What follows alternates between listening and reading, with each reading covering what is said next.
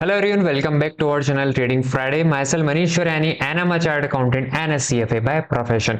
आज की इस वीडियो में समझने वाले हैं आप एल्गो टेस्ट में स्लिपेज कैसे लगा सकते हैं। अब सबसे पहला क्वेश्चन आपके दिमाग में यही आएगा कि सर स्लिपेज लगाना तो बहुत इजी है, आपको जाना है 0.5%, 1% या 2% पर आपका क्लिक करना है और ऑटोमेटिकली आपका रिजल्ट अपडेट हो जाता है। इसमें कौन सी नई बात है, लेकिन यही सबसे बड़ा खेल है। आज की इस वीडियो में आपको सिखाऊंगा कि एल्गो टेस्ट में जो स्लिपेज का जो बॉक्स आता है उसका एग्जैक्टली मतलब क्या होता है और सही से स्लिपेज कैसे लगाया जाता है, उन सारी चीजों को डिटेल में डिस्कस करेंगे। प्लीज मेक श्योर कीजिएगा वीडियो को एंड तक देखिए क्योंकि एक एक स्टेप यहाँ पर इंपॉर्टेंट है। उससे पहले अगर आप चैनल पर पहली बार आए then please make sure to hit the subscribe button as well. चलिए मैं आपको सीधा लेके चलता हूं एल्गो टेस्ट के प्लेटफॉर्म पर। यहाँ पर मैंने एक सिंपल सी स्ट्रेटेजी बनाई है। अगर आप देखेंगे ये एक डमी टेस्ट स्ट्रेटेजी है। एक लॉट में बाय कर रहा हूँ, कॉल है, वीकली कॉल ऑप्शन है, क्लोजेस्ट प्रीमियम 100 रुपीज है, स्टॉप लॉस मेरा 30 पॉइंट्स है। इसको मैं यहाँ पर बैक टेस्ट पर क्लिक करता हूँ। इसके बाद अपन इसमें नॉर्मल कैसे स्लिपेज लगते हैं और उसका क्या मतलब होता है वो मैं आपको सिखाने वाला हूँ। देखिए यहाँ पर अगर आप देखेंगे मेरा जो रिजल्ट आ रहा है -26,000 और -62,000 ओवरऑल। अगर मैं आपको रिजल्ट की बात करूं तो यहाँ पर मेरा 90,000 स्ट्रेटेजी में जाएगा अगर मैं पिछले 1 साल से स्ट्रेटेजी को खेल रहा होता। अब जैसे ही मैं इसमें 1% स्लिपेज को ऐड करता हूं, जैसे ही मैंने इसमें 1% स्लिपेज को ऐड करा तो ये 90,000 से लेकर 1,20,000 के आसपास हो गया है। अब ये स्लिपेज इसने कैसे काउंट किया मैं आपको वो बताता हूं। ठीक है, सबसे पहले आपको जीरो पर लेके चलता हूं। जीरो पर अगर आप लेंगे तो यहां पर अगर आप देखेंगे एग्जिट प्राइस का कितना था 144.65 और 94.80। मैं चाहूंगा आप इसको कहीं पर मार्क करके रख लें।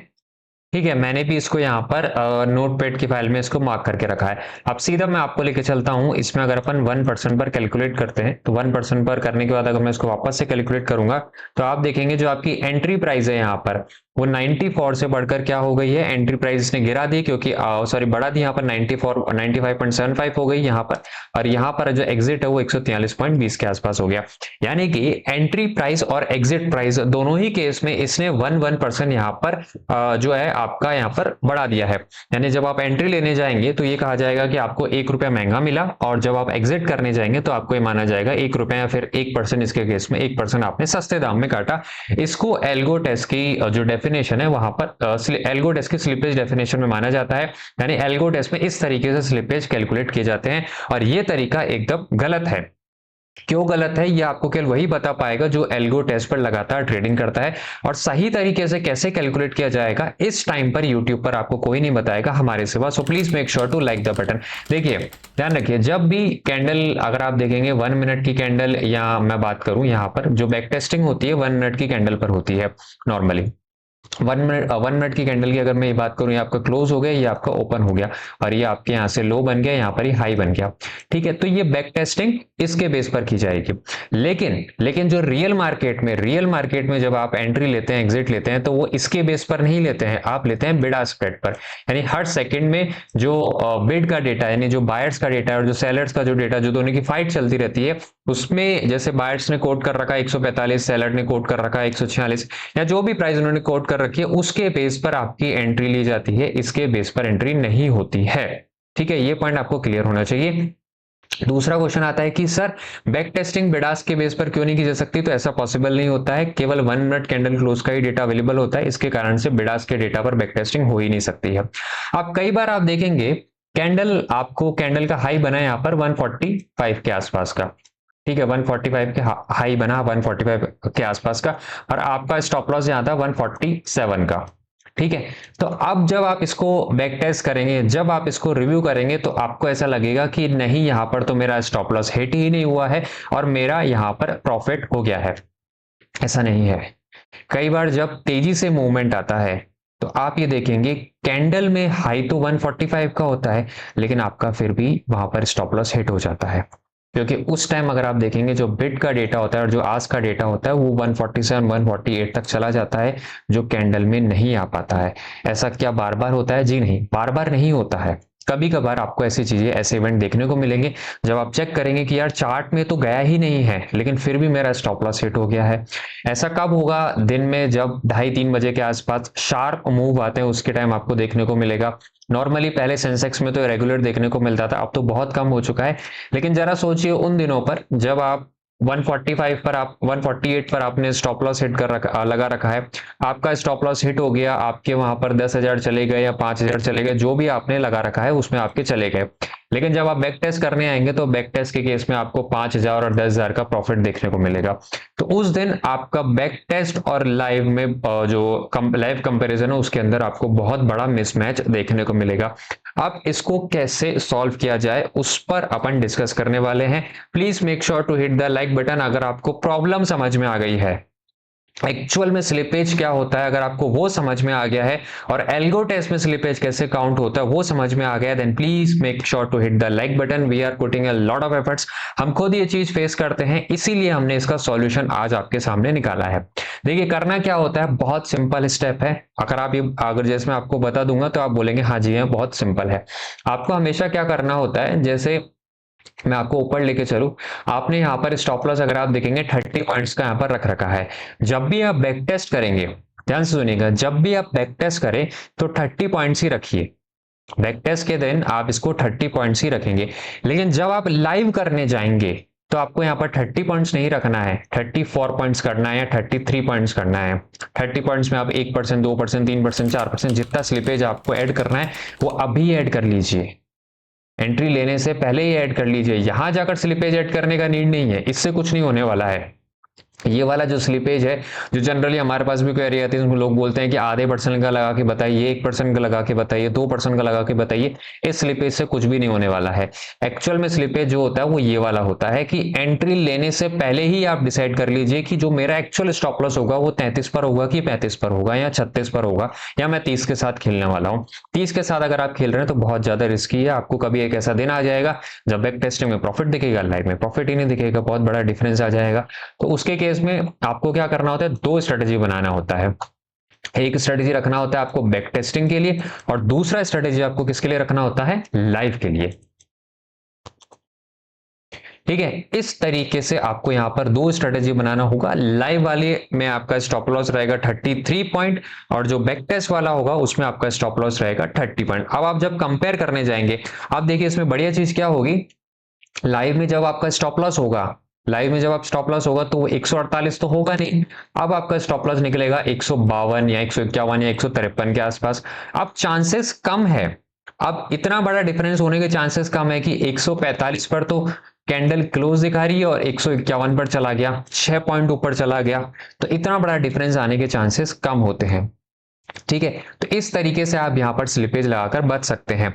अब क्वेश्चन ये आता है कि सर ऐसे केस में, ऐसे सुनिएगा, ऐसे केस में तो हमारा बैक टेस्टिंग से कभी मैच ही नहीं करेगा, ऑलवेज बैक टेस्टिंग में कम लॉस दिखाएगा और हमारा ज्यादा लॉस दिखेगा क्योंकि हमने 3 पॉइंट का एडिशनल लॉस लिया है उसके केस में। तो मैं आपको बोलूंगा वही स्लिपेज है, आप वो 3 पॉइंट का एडिशनल लॉस हमेशा लेके रखिए। उसके कारण से आपको फायदा ये होगा कि जब वो दिन आएंगे जब आपका 5,000 10,000 का डिफरेंस जो पहले आता था वो अब नहीं आएगा, तो आपको 3 पॉइंट 4 पॉइंट 5 पॉइंट एक्स्ट्रा इसमें देने पड़ते हैं। दूसरी चीज आपको हमेशा ध्यान रखनी होती है कि आपकी कभी स्ट्रेटेजी नहीं बदलनी चाहिए। ठीक है, आप अगर जब ये चीज करते हैं तो आप इस 30 को 50 मत कर दीजिए। अगर आपने 30 को 50 कर दिया तो आपका स्ट्रेटजी चेंज हो गया, तो 3 पॉइंट 4 पॉइंट ही बढ़ाने होते हैं। दूसरा मेन चीज जब आप ये करें, दोनों को रन करके देखें, तो ये चीज देखिएगा, जब मैं इस वाली को रन करता हूं जो प्रॉफिटेबल डेज होते हैं, जैसे मेरे प्रॉफिटेबल डेज इस वाली को रन करने के अराउंड 90 दिन आते हैं। जब मैं रिवाइज वाली को रन करता हूं यानी 33 पॉइंट्स वाली को रन करता हूं तो प्रॉफिटेबल डेज तो ऑन एन एवरेज सेम ही रहने चाहिए। स्टॉप लॉस वाले दिनों में हो सकता है कि आपको थोड़ा बहुत लॉस में ऊपर नीचे देखने को मिलेगा, लेकिन जब प्रॉफिट होगा तो दोनों ही स्ट्रेटेजी में तो बराबर प्रॉफिट होना चाहिए। तो ये चीज ध्यान रखिएगा, अगर ये चीज बदल रही है तो उसके केस में क्या हो रहा है, आपका जो वहां पर स्ट्रेटेजी बदल रही है, बल्कि आपके जो प्रॉफिटेबल डेज है बढ़ने चाहिए। ठीक है, क्योंकि बैक टेस्टिंग में कई बार 31 पॉइंट 32 पॉइंट का ऐसा ला जाएगा, लेकिन आपने तो 33 पॉइंट ले रखा है तो आप बच जाएंगे, तो आपके प्रॉफिटेबल डेज इससे बढ़ने चाहिए। तो इस तरीके से आपको ये लगाना चाहिए। वही अगर मैं हमारे पोर्टफोलियो की बात करूं, जैसे जनरली अगर आप ये देखेंगे तो कुछ एक 5 स्ट्रेटेजियां मेरे पोर्टफोलियो में रहती हैं। जहां पर भी अगर आप देखेंगे तो मैं हमेशा 2 पोर्टफोलियो लगा के रखता हूं। एक मेरा पोर्टफोलियो रहता है लाइव पोर्टफोलियो, दूसरा मेरा पोर्टफोलियो होता है बैक टेस्टिंग वाला पोर्टफोलियो। ठीक है, क्या मेरा पर्सनली बैक टेस्टिंग से मैच करता है? मोर और लेस मैच करता है, पूरा एग्जैक्ट कभी मैच नहीं करेगा, आपका थोड़ा बहुत हमेशा मैच करता रहेगा। यहाँ पर अगर आप देखेंगे तो 0.5% का मैंने स्लिपेज ले रखा है, यहाँ पर भी 0.5% का ले रखा है। क्या इसकी नीड जनरली इतनी नीड नहीं है, बट रख लेते हैं, ठीक है। जनरली इसकी इतनी नीड रहेगी नहीं, क्योंकि अपन ने एडिशनली 2.4.5 पॉइंट का स्ट्रेटेजी में ही लगा दिया है। ओवरऑल प्रॉफिट की अगर मैं बात करूं तो यहाँ पर 7,32,000 का प्रॉफिट हुआ। ओवरऑल यहाँ पर प्रॉफिट की बात करूं तो 7,59,000 का प्रॉफिट हुआ है। लगभग लगभग 18-20,000 का फर्क है, कुछ ज्यादा फर्क नहीं पड़ा है 3 सालों में।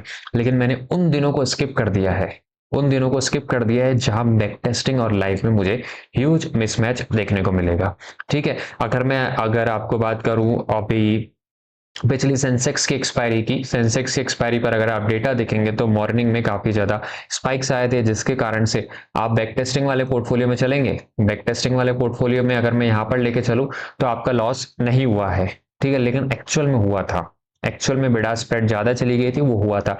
लेकिन क्योंकि लाइव पोर्टफोलियो में हमने ऑलरेडी 3-4 पॉइंट का एक्स्ट्रा स्लिपेज ले रखा था, इसलिए हमारा भी लॉस नहीं हुआ और बैक टेस्टिंग में भी लॉस नहीं हुआ।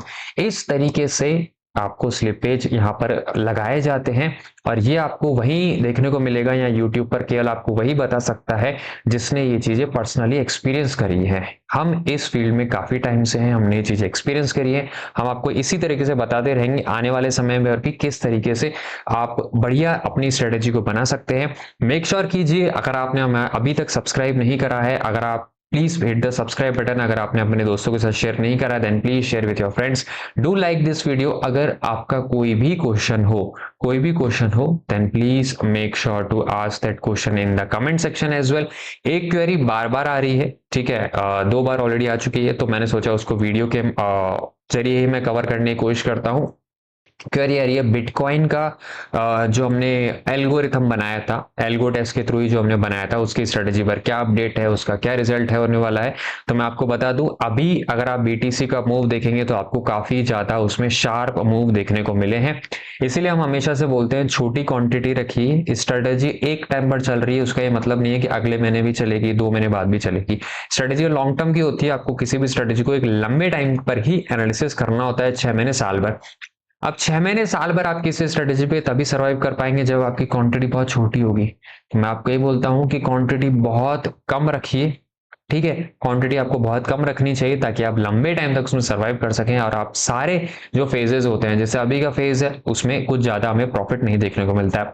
अगर मैं आपको अभी जुलाई चल रहा है, जून मंथ की बात करूं तो उसमें मोर और लेस 0 ग्रॉस प्रॉफिट था, लगभग 100-200 के आसपास ग्रॉस प्रॉफिट था, और उसमें ब्रोकरेज ही गई थी 5-6 हजार की।